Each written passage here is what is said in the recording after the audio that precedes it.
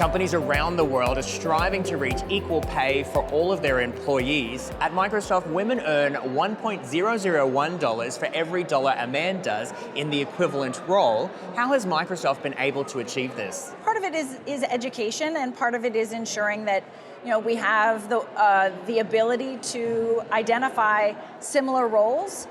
Because it is equal pay, similar levels, similar roles. And so just being able to do the analytics and the diagnostics in the systems to then make sure that we are doing it globally and accurately. But Microsoft is such a large company and it's been able to achieve this. How important, if we look at, say, inclusion and diversity, how important is that for a company like Microsoft, especially when it's working in so many different countries? Microsoft has one of the most inclusive missions in the world.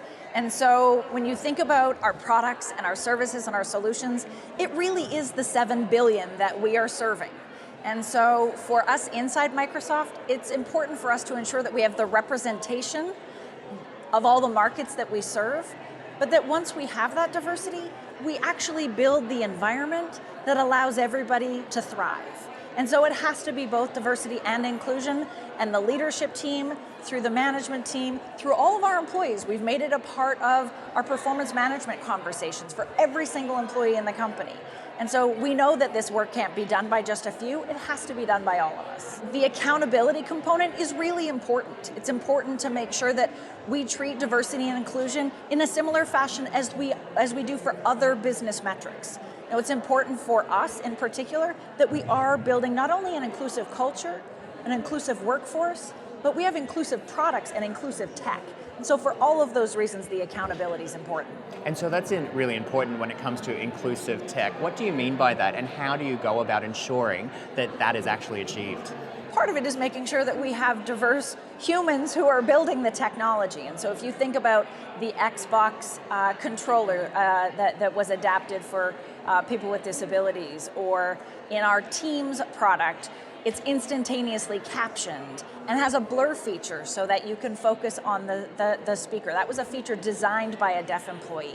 Or the people who are coding the artificial intelligence systems, or Microsoft's leadership position on facial recognition.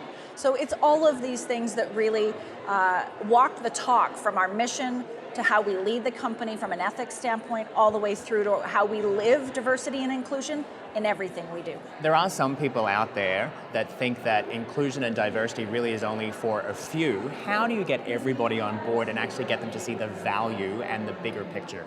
Diversity and inclusion at its core, for some might feel like it's an us versus them. But what we know in somebody like Kenji Yoshino's research is that even 45% of straight white men show up in the workplace hiding some element of themselves. And so it's really about us. It's about all of us as humans.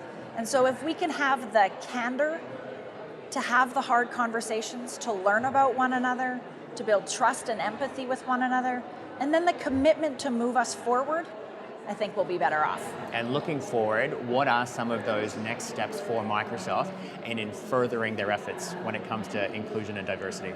Our most recent report talks really about the totality of what we are up to right now.